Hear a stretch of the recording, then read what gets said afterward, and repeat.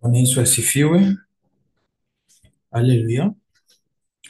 Na ni jambo ambayo tuko nataka kuzungumzia, tutazungumzia juu ya utakaso, na mbele ya yote tutaenda kwanza kusoma Biblia. Tutaenda kusoma Biblia haraka haraka. Tutaenda katika kitabu cha Waebrania sura yake ya sura yake ya kenda. Tunaenda katika Hebreu chapitre 9 ama Waebrania sura yake ya kenda, naenda ku mstari wa pili hadi tatu. Biblia inasema hivi: maana hema ilitengenezwa ile ya kwanza, iliyokuwa na taa na meza na mikate ya onyesho kwa Mungu palipoitwa pahali patakatifu. Na nyuma ya pazia la pili ilikuwa hema iliyoitwa pahali patakatifu pa patakatifu.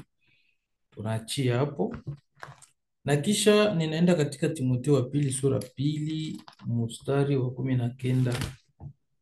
Timotheo wa pili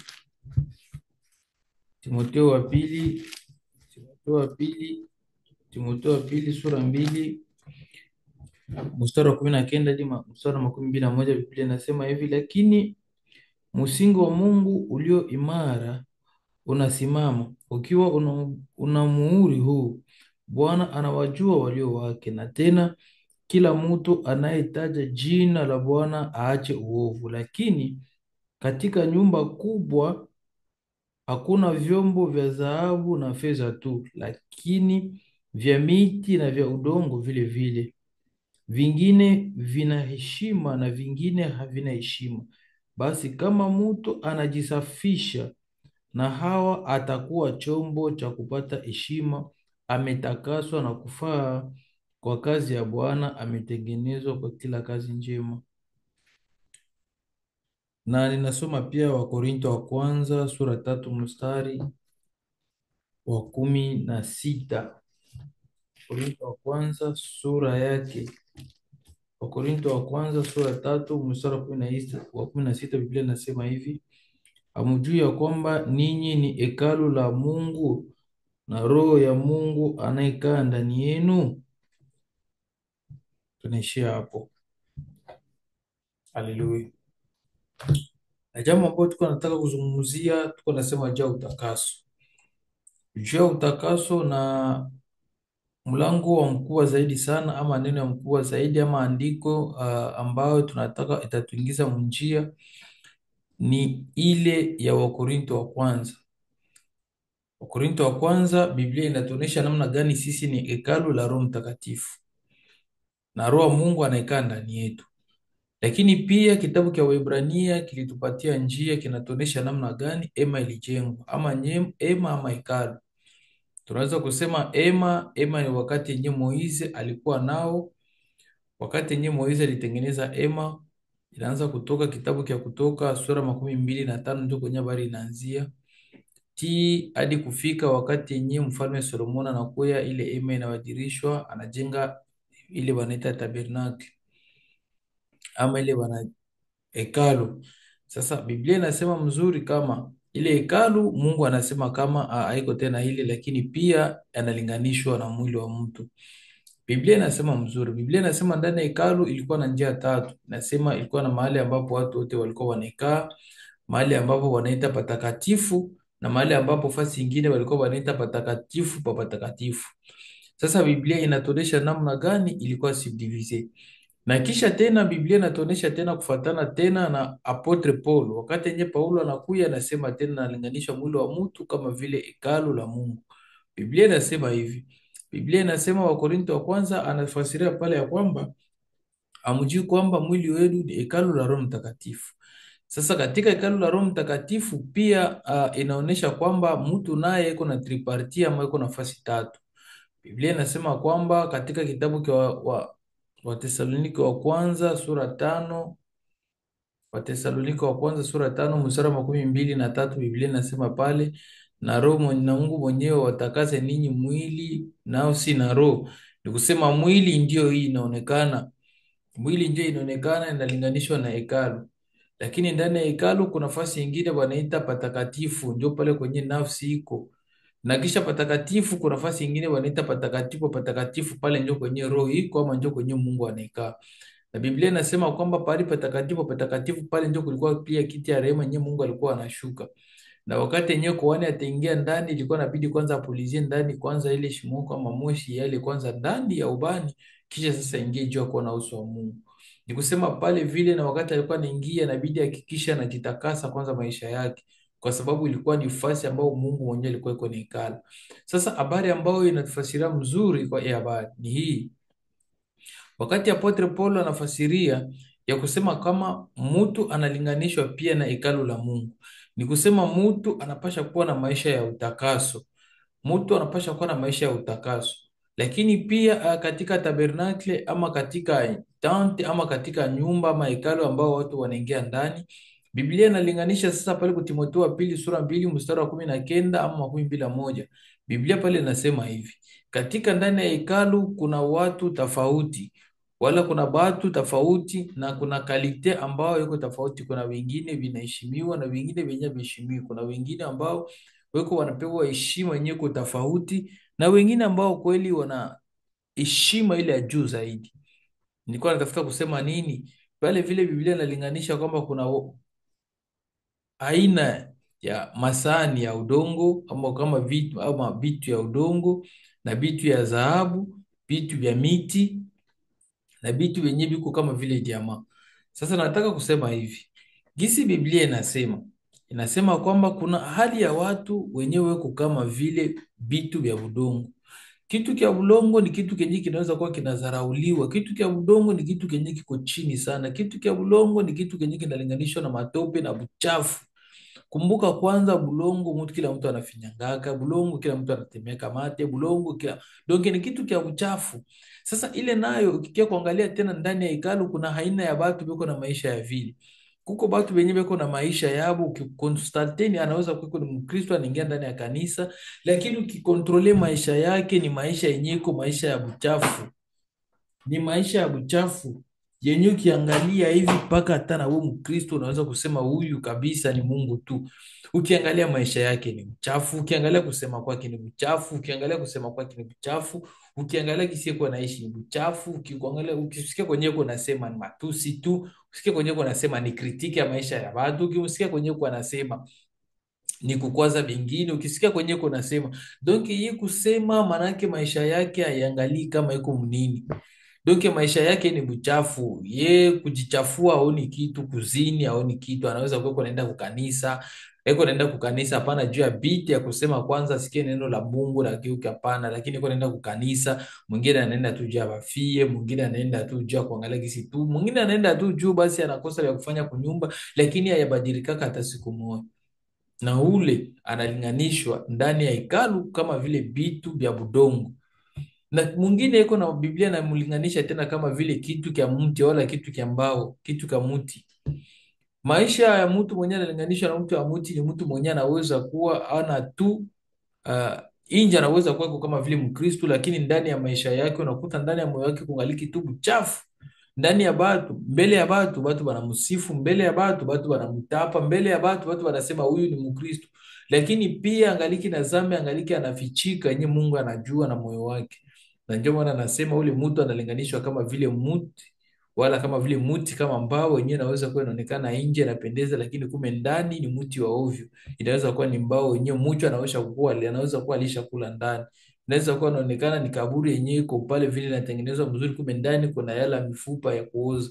Inaweza kuonekana ni Mkristo mwenye kila mtu anampatia heshima, lakini kumbe Mungu ana ndani yake. Anaweza kuonekana ni Mkristo mwenye kuna sifa njema ndani ya kanisa, lakini ukimkonstate maisha yake haina wala ya kuakata Mkristo kwenye Mungu anajua. Lakini pia tena ndani ya hekalu unakia kukutanisha kuko batu benye pia beko banatii neno la Mungu, wanakataa dhambi na wanajitakasa. Bale ndio banakuwa wanalinganishwa kama vile dhahabu, kwa sababu maisha yabo pia banaishi maisha ya utakaso. Banajua kama dhambi ni mubaya, na kisi dhambi ni mubaya banakatala kutenda dhambi. Banajua kama maisha ya hivi ni mubaya, kalomni ni mubaya, beko pale na bale ndio batu benye naweza kuwa nasema kwamba banaongozwa na roho wa Mungu. Bwana Yesu asifiwe. Kwa sababu Biblia inasema sasa, Kama gisi tulikuwa tunazungumza gisi wa Tesalonike wa kwanza sura ya 5 mstari wa 23 inasema juu ya Mungu kutakasa mwili, nafsi na roho. Tunasema mwili ndio Biblia inasema kama ni hekalu la Roho Mtakatifu. Na ndani ya hekalu kuna vitu viwili tofauti. Kuna pahali patakatifu na patakatifu pa patakatifu. Pale patakatifu ndio kwenye tunazungumzia kama inafananishwa na nafsi ya mtu. Pale vile ndio kwenye wanaendaka balikuwa ndani ya hekalu balikuwa banafanya service tu ya kawaida, sexe tu dimanche, chaque dimanche. Donc kama wanatafuta kuabudu pale ni nafasi ya kawaida, lakini patakatifu patakatifu ilibidi kuone kwa niingia mara moja tu kumwaka, kwa sababu ni mahali ambapo Mungu mwenyewe alikuwa anaonekana anashuka ndani ya hekalu. Bwana Yesu asifiwe. Na ndio maana nilikuwa natafuta kuzungumzia hivi. Pale kwenye roho, Biblia inasema pale kwenye roho ya mtu, gisi bitu inatafutisha mwili, nafsi na roho. Mwili ndio hekalu, na pale kwenye nafsi ndio patakatifu, na roho ndio patakatifu pa patakatifu. Patakatifu pa patakatifu pale ndio kunatoka maabudu yenye mtu anaweza kuwa anamrudishia Mungu, kwa sababu Biblia inasema hivi, kila mtu wote atamsifu Mungu kwa kweli na kwa roho. Donc pale kwa roho ndio kwenye kunatoka maabudu. Na kama mtu anaweza kuwa anaingia ndani ya kanisa bado roho yake haiko kwa Mungu, ijapokuwa iko pale, ni kusema ule mtu angaliki kunjia ya sanamu. Na ndio maana nilikuwa nataka kuzungumzia hivi, kama unaweza kuwa Mkristo, inabidi kuwa Mkristo wa kujitenga na dhambi. Inabidi kuwa Mkristo wa kujitenga na maovu. Kusema kwako kusiko kusema kwa dhambi. Kusema kwako kwa kusema kama vile mtu Mkristo. Na macho yako inapasha kuwa macho ya kukuwa naangalia vitu vyenye sio vitu vitakutenda kuzambi, vitakupeleka kuzambi. Biblia inatuonesha mfano katika kitabu cha Mezali sura yake ya 4 mstari wa 25, 26, 27. Biblia inasema hata na macho yako au kopi yako isikuwa nende naangalia kugoshi kudroite. Kopi yako kwa nenda pale na tazama mbele na kujitenga na uovu, ndio Biblia inasema pale. Sasa contraire, unaweza kuko niingia mkanisa nyuma kuko Mkristo, lakini macho yako ngaliki nenda na tamani vitu ya dunia, lakini macho yako ngaliki naenda na kutuma kuzambi, lakini macho yako ngaliki naenda na kutuma kuivi. Ulimi wako wewe mwenyewe sasa, mtu anakusikia hivyo, uko nasikia kama ni ulimi wa wenyewe ngaliki naenda natuma mtu kufanya zambi. Kuwa makini. Mkristo anapaswa kuwa na maisha ya utakaso. Kujitakasa ni kitu ya lazima. Biblia inasema Mungu ni mtakatifu, na ule Mungu mtakatifu alikuwa anashuka ndani ya hekalu. Na ndani ya hekalu Biblia inasema kama kuhani wakati ataingia itabidi kwanza akamate kwanza auwe nyama juu ya dhambi yake mwenyewe, mbele kwanza kuombea dhambi mwingine, souverain sacrificateur wala kuhani mkuu. Lakini sasa kama kizi tuko leo hii bengine hapana, mtu unakuta mtu yuko anaingia ndani ya hekalu, mtu anaingia ndani mkanisa, mtu yuko anaenda mkanisa, lakini maisha yake yeye peke bado hayabadilika. Hapana. Juu ya nini lakini? Hapana. Mkristo anapaswa kuwa na maisha ya utakaso. Mkristo anapaswa kuwa na maisha ya ushuhuda. Mkristo maisha yake yeye peke ni barua. Ndio Biblia inatuonyesha Wakorintho wa pili sura 3. Biblia inasema maisha yetu si ni barua. Mahubiri yenyewe niko nahubiri hapa hivi napaswa kuendana na maisha yangu yenyewe niko naishi nayo. Juu mahubiri sio tu mahubiri, lakini mahubiri pia ni maisha yenyewe niko naishi. Sino naweza kufikia mfasi yenyewe Biblia inasema Mrome chapitre 2 verset 20, 21, 22, 23, kwenye Biblia inasema kwamba neno la Mungu linakuwa nazarauliwa. Inazarauliwa juu ya nini? Juu niko naweza kuwa niko nafundisha vingine vyenyewe mimi sitii. Ndio Biblia inasema pale. Sasa kumbe kama vile Wakristo si bote Mungu, Biblia inasema Yesu Kristo alitufanya kuwa wakoani. Jinsi Biblia inatuonyesha kitabu cha Ufunuo sura ya mstari wa 6 na Petro wa kwanza sura ya 2, Biblia inatuonyesha vile ya kwamba Yesu alitufanya kuwa koani, grand sacrificateur. Sasa kama gisi Yesu Kristo alitufanya kuwa wakoani, pia tunakuwa na ile access ya kuomba mbele za Mungu, na pia Mungu kusikia maombi yetu. Ni kusema na sie maombi yetu inapaswa kuwa inasikilika, lakini wakati tunaishi kwa maisha ya utakaso, kwa juu Mungu ni mtakatifu. Na Mungu sio mchafu mwenyewe tunaweza kuwa tunaenda mkanisa kisi tunaona, tunakuwa tunasema vinyewe tunaona, tuko tunaingia tunaangalia tunaona. No. Maisha yetu yanapaswa kuwa maisha ya utakaso. Wakati yenyewe tuko tunaongea, tuko tunahakikisha kwamba maisha yetu sio maisha ya dhambi.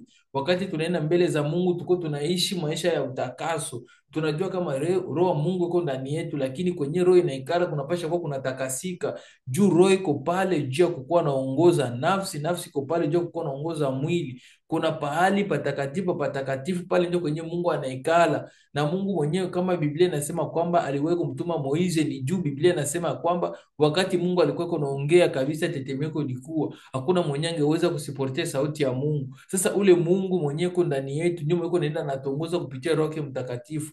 Juu ya nini tunaweza kuwa tunaishi maisha ya dhambi? Juu ya nini tunaweza kuwa tunashinda kuishi maisha ya utakaso? Ndio maana maisha yetu napasha kuwa maisha ya ushuhuda. Bwana Yesu asifiwe.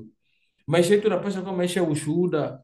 Tunapaswa kuwa tunaishi maisha ya ushuhuda. Maisha yetu tena sio maisha ya dhambi. Maisha yetu sio tena maisha ya kustakiwa na watu. Mtu kuwa anastakiwa na watu sio mubaya. Tunapaswa kuwa tunaishi maisha ya utakaso. Bwana Yesu asifiwe. Na ndio maana tulikuwa tunasoma hii Timotheo wa pili sura 2 mstari wa 19 hadi 21. Inasema kwamba juu valere yako weko katika maisha yako. Si bote tunaweza kuwa tunakuheshimia, tunakupatia nafasi ya kusema wewe uko hivi uko hivi, lakini kumbe Mungu anajua maisha yako.